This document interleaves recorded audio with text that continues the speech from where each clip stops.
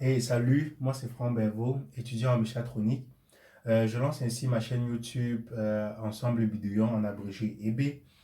Dans les vidéos à venir, nous allons essayer de réaliser quelques petits projets à l'aide de microprocesseurs et de capteurs.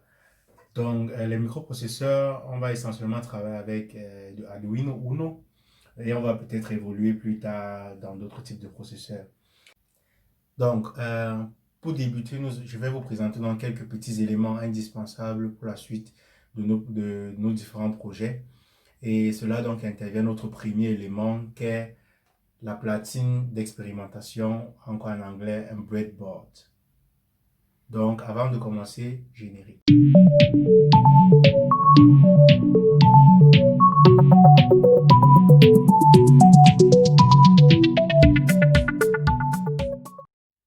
Donc, une platine d'expérimentation se présente comme suite.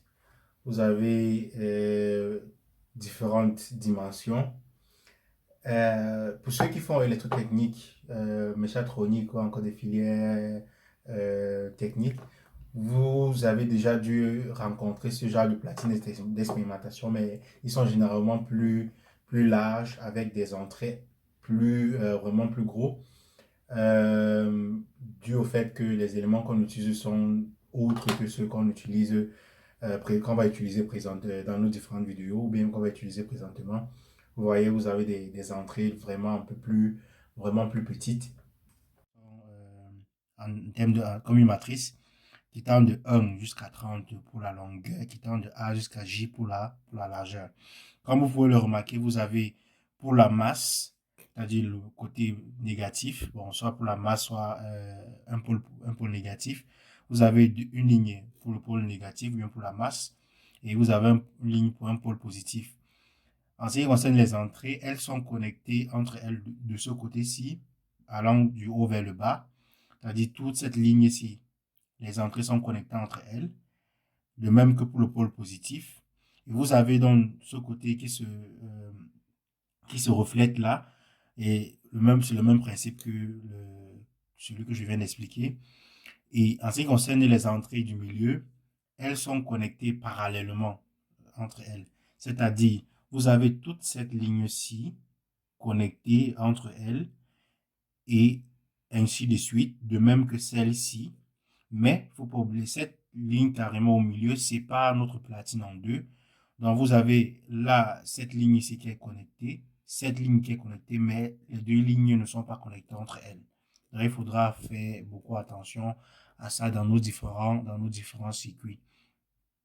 Donc, ça, c'est en ce qui concerne comment est constituée une platine d'expérimentation.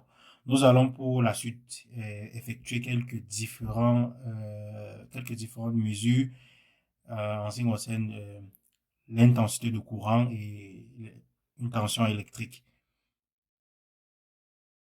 Concernant ce circuit, j'ai décidé de faire la présentation sous cette forme-ci.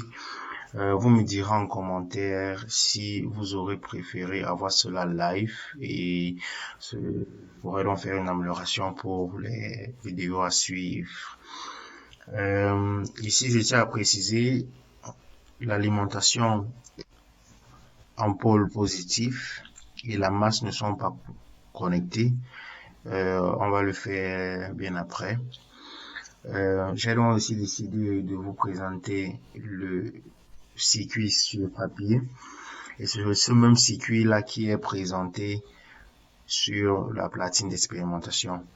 Nous avons donc premièrement, comme l'indique le schéma sur papier, ce câble orange qui relie notre pôle positif à la première résistance, c'est-à-dire que de là, le courant circule comme ceci, et puis il va sur cette ligne-ci, et à travers la résistance de 360 ohms, le courant va circuler jusqu'à cette ligne du haut, qui au départ n'est pas reliée, comme je l'avais précisé, et puis le courant va circuler dans cette résistance de 1 kilo et arriver à ce nœud-ci, c'est cela, on appelle cela un nœud, pour ceux qui ne connaissent pas.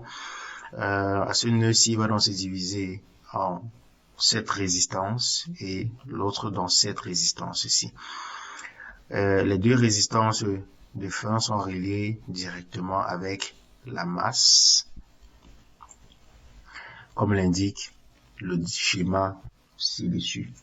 Donc ici nous avons donc nos masses. Je tiens à préciser aussi que le circuit a donc une et une seule masse.